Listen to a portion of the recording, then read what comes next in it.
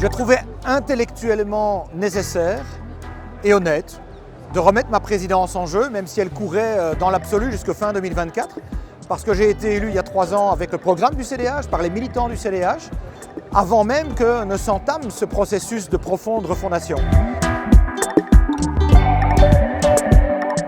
Alors la campagne a été fatigante, j'ai finalement passé plus de temps avec mon concurrent qu'avec ma propre femme pendant toutes ces soirées. On a eu l'occasion de débattre, d'échanger des idées, des convictions, des opinions partagées qu'il faut pouvoir réconcilier pour pouvoir finalement travailler non pas sur le plus petit commun dénominateur mais sur le plus grand fédérateur. Alors c'était vraiment un plaisir de faire le tour des différentes provinces et on a senti vraiment un enthousiasme incroyable. Et ce qui était super intéressant aussi, c'est qu'on a découvert énormément de nouveaux visages et aussi des jeunes qui veulent s'impliquer dans ce mouvement. On a des pépites dans toutes les provinces, on a vraiment des gens motivés. On l'oublie peut-être, mais les partis politiques, les mouvements politiques, c'est d'abord et avant tout des hommes et des femmes bénévoles qui ont juste pour seule ambition ou seule envie de donner de leur temps et de leur énergie pour porter des valeurs et des projets auxquels ils croient. Et ça donne une énergie de dingue en fait.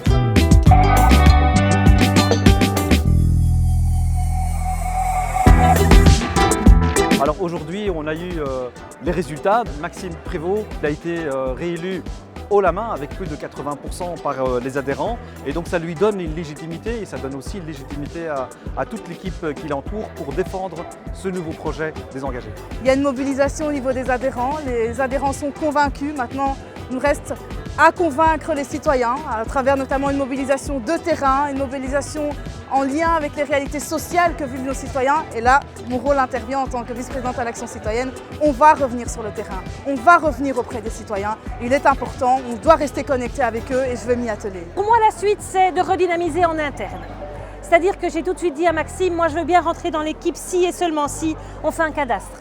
Je veux savoir ce que font tous nos membres, leur formation, leur boulot, dans quoi ils s'engagent, parce qu'ils ont une réalité qu'ils connaissent bien mieux que nous, bien mieux que nos élus qui se spécialisent dans certaines matières. Je pense que c'est important d'écouter le terrain et là nos membres ont vraiment un rôle à jouer et c'est maintenant qu'on va le jouer ce rôle. Mon rôle, ça sera d'abord et avant tout justement de porter ces projets et ces projets qui sont plus que des slogans, qui sont justement dresser des ponts dans la nuance, définir comment est-ce qu'on va réellement transformer cette société parce que certains croient qu'en tirant une petite phrase à droite et une petite phrase à gauche, on arrive à une solution et il y a une réforme.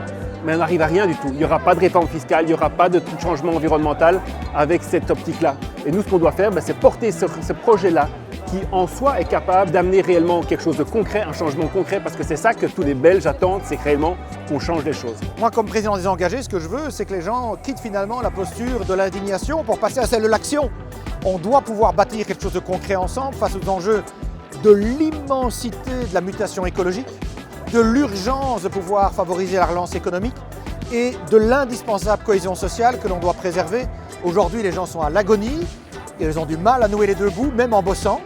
On a à côté de ça des faillites qui s'enclenchent de plus en plus chaque mois.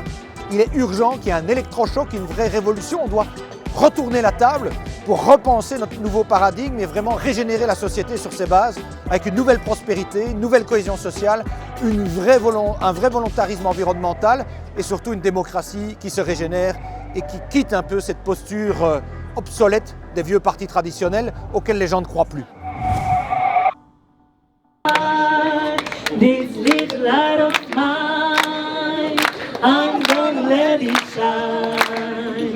This little light of mine, I'm gonna let it shine. Let it shine, let it shine, let it shine. Bonne soirée à tous et merci.